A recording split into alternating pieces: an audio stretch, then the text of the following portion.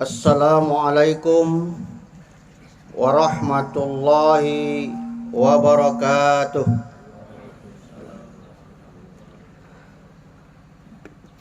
Alhamdulillahilladzi nahmaduhu wa nasta'inuhu wa nastaghfiruh wa na'udzu billahi min syururi anfusina wa min sayyiati a'malina. Man yahdihillahu fala mudhillalah wa man yudlil fala hadiyalah. Asyhadu an la ilaha illallah wahdahu la syarikalah wa asyhadu anna Muhammadan abduhu wa rasuluh la nabiyya ba'dah. Wassalatu wassalamu ala rasulillah Nabiyyina Muhammadin wa ala alihi wa ashabihi wa mawalah. Amma ba'du, wa ya ibadallah, usikum wa iyaya bitaqwallah haqqa tuqatih, faqad fazal muttaqun.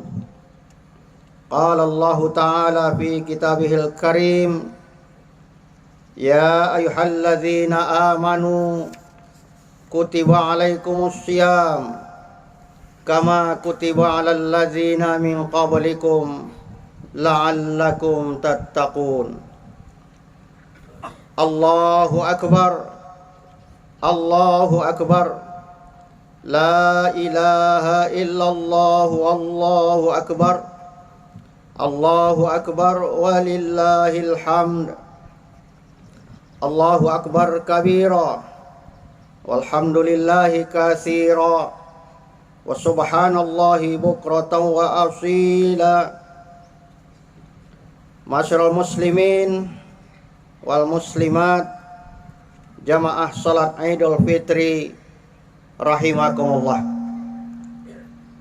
Di pagi yang penuh kebahagiaan dan keberkahan, kita hadir di lapangan ini untuk memenuhi perintah Allah Subhanahu wa ta'ala setelah 1 bulan kita bersama dengan Ramadan. Maka kepada kita disunnahkan untuk melaksanakan salat Idul Fitri sebagai perwujudan dari kemenangan yang diperoleh setelah berjuang 1 bulan penuh di bulan Ramadan. Dan hari ini sebagai hari kemenangan, faizin, juga hari yang fitri, hari yang suci, menandakan kita semua berada dalam kesucian dan ketakwaan. Hari di mana takbir berkumandang, semua diliputi rasa bahagia dan senang. Setelah 1 bulan di madrasah Ramadan, kita berjuang menahan haus dan dahaga, mengekang hawa nafsu yang membara, dan mendekatkan diri pada Allah yang Maha Kuasa. Semua itu mampu kita lewati dengan penuh keikhlasan hati untuk meraih ridha ilahi. Tentunya semua ini haruslah senantiasa kita syukuri sebagai hamba Allah yang tahu diri. Allahu akbar, Allahu akbar, la ilaha illallah, Allahu akbar, Allahu akbar, walillahil hamd.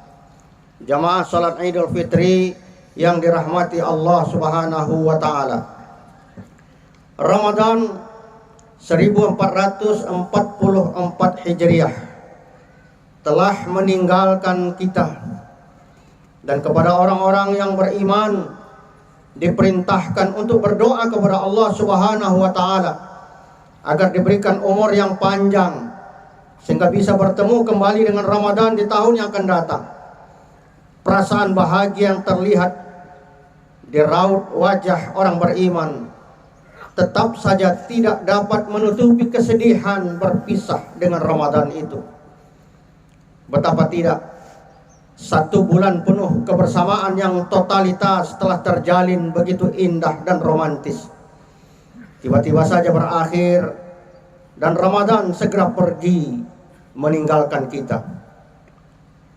Dan saat ini kita telah berada di bulan Syawal, hari raya Idul Fitri, di mana hari ini merupakan hari yang bersejarah dalam perjalanan hidup kita ke depan. Perjalanan hidup pribadi yang utama, yaitu insan muttaqin, yang menjadi sasaran utama disyariatkannya ibadah puasa Ramadan. Idul Fitri diibaratkan sebagai lembaran kertas putih. Tak ada kotoran atau noda yang menempel sehingga terlihat bersih, seperti air dari sumber mata air yang mengalir jernih.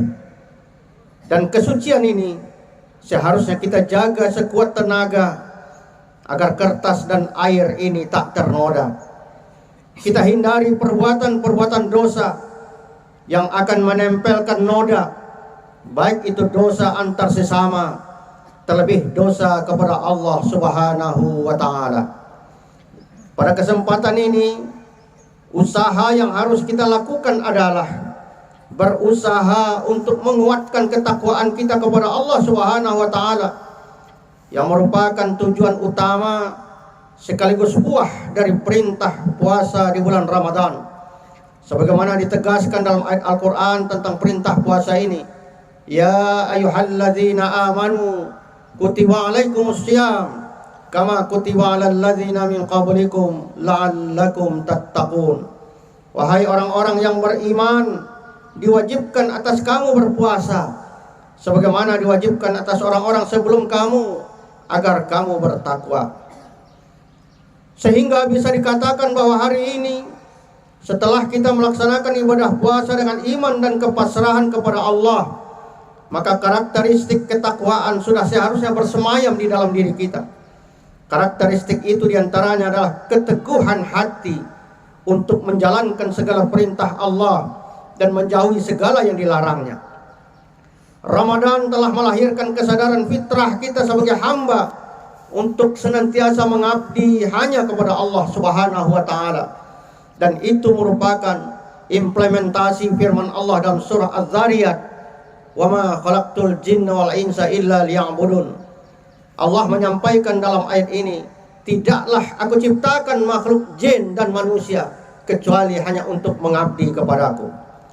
Jamaah salat Idul Fitri yang dirahmati Allah, momentum Idul Fitri kali ini juga menjadi waktu yang tepat bagi kita untuk mengumandangkan takbir sebagai wujud mengagungkan Allah Subhanahu wa Ta'ala.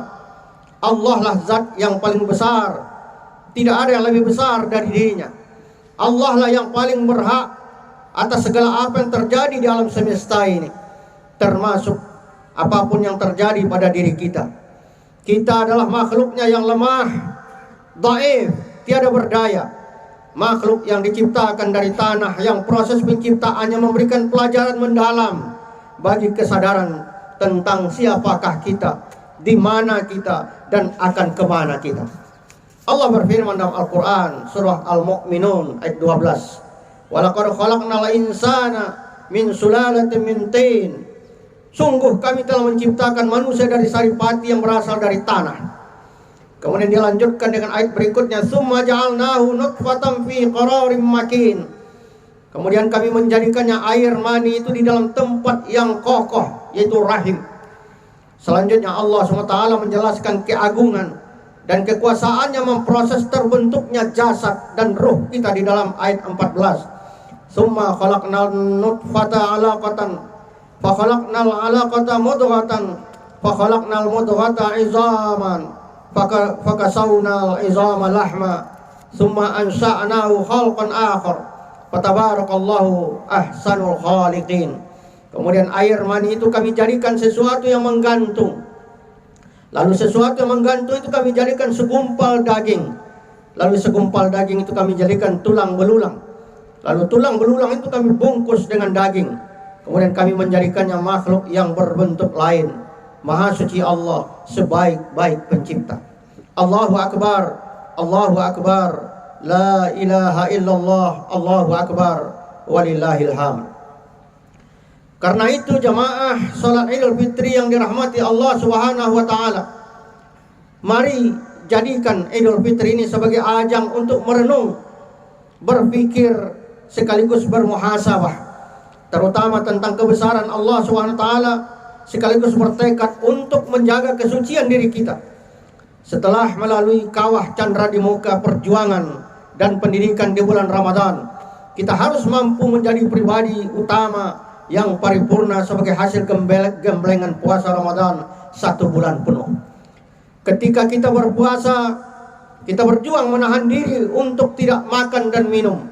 Setelah puasa, kita telah terlatih untuk membatasi nafsu makan dan minum kita, sehingga kita berkomitmen untuk tidak memakan yang bukan hak kita. Ketika berpuasa, kita telah terbiasa dengan bibir kering karena kehausan, mata sayu karena keletihan dan kurang tidur karena semalaman asik bermunajat kepada Allah SWT dengan berbagai amalan-amalan yang dituntunkan oleh Rasulullah SAW. Demikian juga perut kosong menahan lapar. Semua itu haruslah menjadi performan kita ke depannya, potret sosok orang beriman yang bertakwa, sehingga jangan sampai ke depan tangan-tangan kita kotor karena berbuat zalim dan mengambil hak orang lain, apalagi merupakan harta kekayaan bangsa dan negara ini. Allahu Akbar, Allahu Akbar, walillahil hamd. Selama Ramadan kita berusaha untuk bisa khusyuk dalam sholat. Maka setelah Ramadan jangan sampai kita juga khusyuk merampas hak orang lain, apalagi harta kekayaan bangsa dan negara ini. Selama Ramadan kita telah terlatih membaca ayat-ayat Al-Quran, membaca yang tersurat dan yang tersirat untuk mendalami kitab pedoman hidup kita. Maka setelah selesai Ramadan, kita juga menjaga konsistensi membaca yang tersurat dan yang tersirat itu. Jika di Ramadan kita dididik untuk tampil menjadi manusia yang jujur, maka setelah Ramadan jangan sampai kita menjadi orang-orang yang menipu dan menyakiti hati orang lain. Jujur terhadap diri sendiri, kepada sesama, dan terutama kepada Allah Subhanahu wa taala. Sebagaimana doa yang sering kita lantunkan, Allahumma arinal haqqa haqqa warzuqna ittiba'ah wa arinal batila batila warzuqna ijtinabah. Ya Allah, tampakkanlah kepadaku kebenaran sebagaimana kebenaran dan kuatkanlah aku untuk mengikutinya, serta tampakkan kepadaku kesalahan sebagai kesalahan dan kuatkan pula untuk menyingkirkannya. Maka sudah saatnya kita istiqamah melakukan kebaikan dan amal soleh kepada Allah Ta'ala. Sudah saatnya kita hijrah menuju jalan yang diridhoinya, dan sudah saatnya kita memperbanyak istighfar serta memohon ampun kepada Allah Subhanahu wa taala. Masyaallah muslimin rahimakumullah. Kita perlu ingat bahwa sesama muslim adalah bersaudara dalam naungan ridha ilahi. Sudah semestinya harus saling berbuat baik kepada sesama dengan sepenuh hati. Persaudaraan itu seperti hubungan tangan kanan dan tangan kiri. Walau berbeda dan tidak sama, namun harus saling membantu, tak kenal iri dan dengki. Hubungan keduanya selalu harmonis dan saling berbagi sekaligus saling melengkapi. Tangan kiri tak akan menyakiti tangan kanan, begitupun sebaliknya. Perbedaan menit penetapan bulan baru, apakah itu awal Ramadan atau awal Syawal, bukan menjadi penyebab retaknya hubungan persaudaraan, dan bukan juga menjadi ajang olok-olokkan yang menyebabkan akan lahir rasa sakit hati dan ketidaknyamanan dalam kehidupan beragama. Apalagi ada pejabat publik yang tidak menghargai sama sekali perbedaan keyakinan dalam mengamalkan agama Allah ini, sehingga mengeluarkan surat larangan atau tidak memberi izin menggunakan fasilitas-fasilitas umum yang akan digunakan untuk melaksanakan sholat Idul Fitri bagi jamaah yang berbeda keyakinannya dengan pemerintah. Ini adalah potret pejabat yang tidak toleran, tidak mengerti agama, suka menjilat, menjunjung yang di atas dan menginjak yang di bawah. Semua itu merupakan cermin dari hasil puasa Ramadannya yang jauh panggang dari api. Maka momentum bulan Syawal ini merupakan momen yang paling tepat bagi kita semua untuk saling memaafkan, menebar kasih sayang, menghidupkan rasa welas asih, dan membangun kebersamaan agar keberkahan dan kebahagiaan itu bisa didapatkan bersama. Jangan sampai dengan berbedanya keyakinan dan pemikiran justru menjadikan permusuhan dan dendam yang mendalam. Pada momen Syawal ini, mari kita hilangkan prasangka buruk kepada siapapun, apalagi kepada Allah Subhanahu wa taala. Mari kita buang jauh-jauh sikap iri dan dengki yang menyebabkan terjadinya ketidakharmonisan dalam pergaulan sesama. Dan mari hilangkan rasa egoisme di dalam diri kita, perasaan benar sendiri atau merasa paling benar sementara orang lain salah atau keliru, apalagi menuduh sesat atau bid'ah dan sebagainya. Inilah saatnya kita saling memaafkan, saling menolong, saling kasih sayang terhadap sesama, dan saling menebar manfaat bagi sesama dan alam semesta. Sebagaimana yang digambarkan dalam Al-Quran surah Al-Imran 103, Allah SWT berfirman, wa'tasimu bihablillahi jami'a wa la tafarraqu wadhkuru ni'matallahi 'alaikum idh kuntum a'da'an fa'alafa baina qulubikum fa asbahtum bi ni'matihi ikhwana. Dan berpegang teguhlah kamu semuanya pada tali agama Allah, jangan kamu bercerai-berai. Ingatlah nikmat Allah kepadamu ketika kamu dahulu masa jahiliyah bermusuhan, lalu Allah mempersatukan kalian sehingga dengan karunia-Nya kamu menjadi bersaudara. Jamaah salat Idul Fitri yang dirahmati Allah, di dalam kitab Riyadhus Shalihin ada sebuah hadis yang semestinya menjadi alarm dalam hidup dan kehidupan kita, yaitu potret tentang kondisi seorang mukmin yang baik dan taat dalam berhubungan dengan beribadah kepada Allah Subhanahu wa taala, namun berantakan hubungannya dengan sesama manusia. Dalam hadis sahih itu dikisahkan bahwa di hari kiamat nanti akan datang seorang hamba dengan membawa pahala-pahala kebaikannya yang telah diperjuangkan dengan maksimal selama hidup di atas dunia, namun oleh Rasulullah malah disebut sebagai orang yang bangkrut. Rasulullah SAW bertanya kepada para sahabat, atadruna mal muflis, tahukah kalian siapa orang-orang yang bangkrut itu? Qalu al muflisu fina man la dirhama lahu wala mata. Para sahabat menjawab, menurut kami ya Rasulullah, orang yang bangkrut itu di antara kami adalah orang-orang yang tidak memiliki uang dan harta kekayaan. Faqala innal muflisa min ummati ya'ti yaumal qiyamah bi salatin wa siyamin wa zakatin. Rasulullah bersabda, sesungguhnya umatku yang bangkrut adalah orang yang pada hari kiamat datang dengan salat, dengan puasa, dengan zakat. Wa ya'ti qad satama hadza wa qadzabta hadza wa qadzafa hadza wa akala mala hadza wa safaka dama hadza wa daraba hadza. Tapi dia juga selalu mencaci maki, dia menuduh, dia memakan harta orang lain serta membunuh dan menyakiti orang lain. Fayu'ta hadza min hasanatihi wa hadza min hasanatihi. Maka pahala kebaikannya, kata Rasulullah, pahala salatnya, pahala puasanya, pahala zakatnya, pahala hajinya, dan pahala amal ibadah yang lain diberikan oleh Allah kepada orang yang dulu mereka sakitan dan mereka zalimi itu. Dan andaikan pahala kebaikan itu habis, tapi masih ada juga orang yang datang untuk menuntut keadilan kepada Allah SWT. Fa in faniyat hasanatuhu qabla an yuqda ma alaihi ukhidha min khatayahum. Kata Rasulullah, maka dosa-dosa dari orang yang mereka pernah sakiti itu Allah berikan kepada orang yang pernah menyakiti dan menzalimi ini. Faturihat alaihi thumma turiha finnar. Hingga akhirnya orang yang mencaci, orang yang menzalimi, orang yang pernah makan harta orang lain, dan orang yang membunuh tadi, Allah lemparkan mereka ke dalam neraka. Hadis riwayat Muslim, nomor hadis 4678. Allahu Akbar, walillahil hamd. Maka pada momentum Idul Fitri ini, mari kita bersama saling memaafkan, meminta maaf kepada mereka yang pernah kita sakiti, dan memberikan maaf kepada orang yang pernah menyakiti kita. Mengapa maaf menjadi penting? Karena dosa seseorang yang dilakukan kepada sesama manusia tidak akan diampuni oleh Allah tanpa pemberian maaf dari orang yang pernah disakiti. Jika kita pernah berbuat dosa kepada Allah Subhanahu wa taala, pernah berbuat kemaksiatan kepada Allah Subhanahu wa taala, pernah meninggalkan kewajiban dalam ibadah kita kepada Allah Subhanahu wa taala, jika ada kesadaran untuk mohon ampun kepada Allah, bertaubat kepada Allah, maka insya Allah Allah akan ampuni dosa-dosa kita itu. Akan tetapi sidang jamaah yang berbahagia, jika kita pernah berbuat zalim, pernah mencaci, pernah memfitnah, pernah melakukan kejahatan yang kita lakukan kepada sesama manusia dengan menyakiti mereka, maka jalan yang terbaik adalah meminta maaf kepada yang bersangkutan dan mengembalikan haknya yang telah kita ambil dan bertaubat kepada Allah Subhanahu wa taala.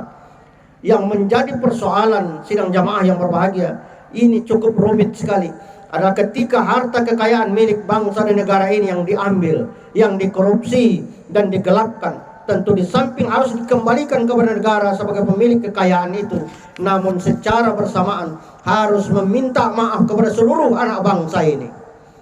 Betapa mengerikan dan menakutkan tindakan pamer kekayaan, pamer barang-barang mewah di hadapan publik telah menyakiti hati seluruh masyarakat, terutama yang berada dalam posisi kelompok yang kurang beruntung. Maka konsekuensinya adalah meminta maaflah kepada masyarakat yang tersinggung itu.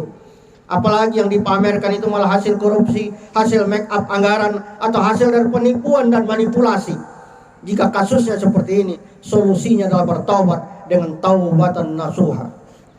Imam An-Nawawi dalam kitabnya Riyadhus Shalihin memaparkan bahwa pertaubatan untuk perbuatan maksiat yang terjadi sesama manusia dilakukan dengan 4 tahapan.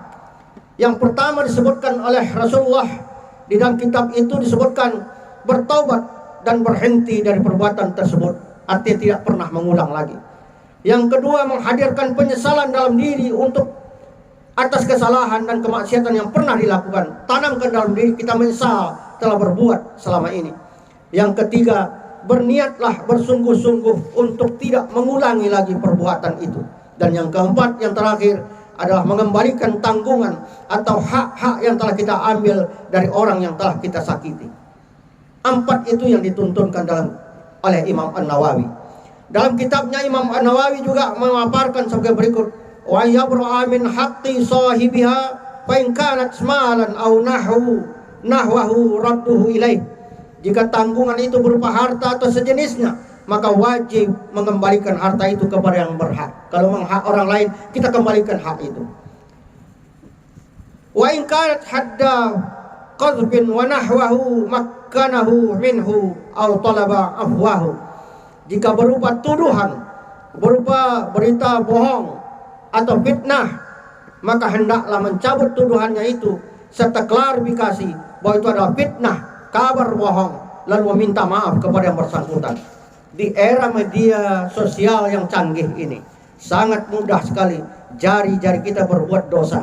Hanya dengan mengetik beberapa huruf saja, kita sudah melakukan fitnah, kita sudah membuat berita bohong, sudah membuat hoax, dan sudah menjatuhkan martabat orang lain. Maka segeralah bertobat, minta ampunlah kepada Allah, dan minta maaflah kepada yang bersangkutan.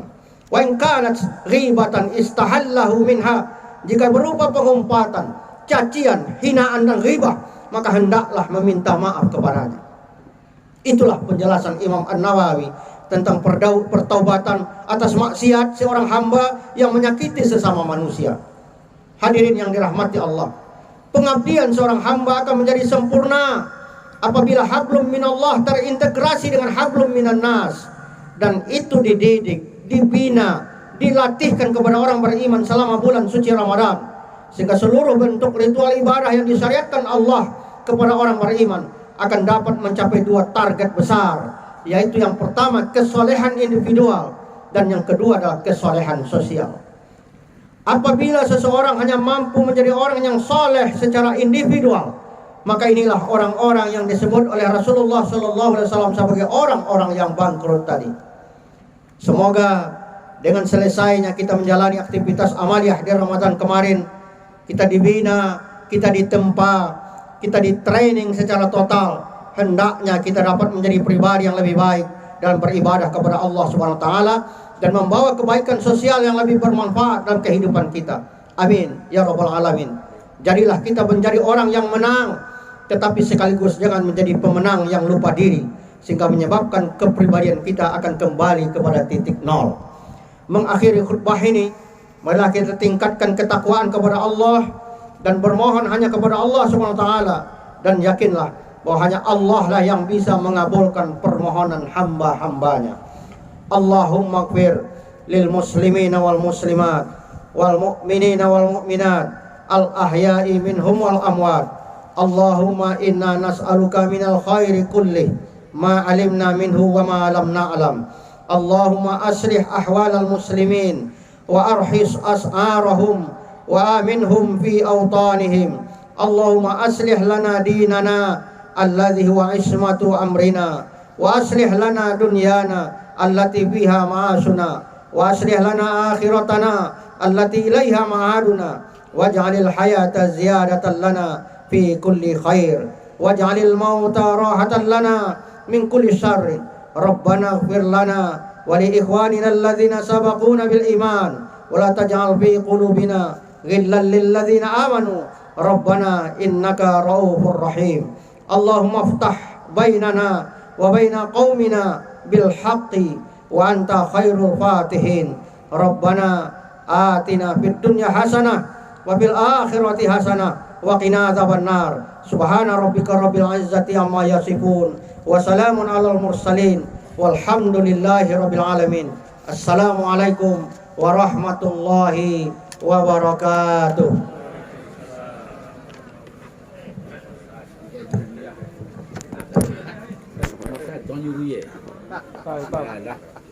Tahu, Pak.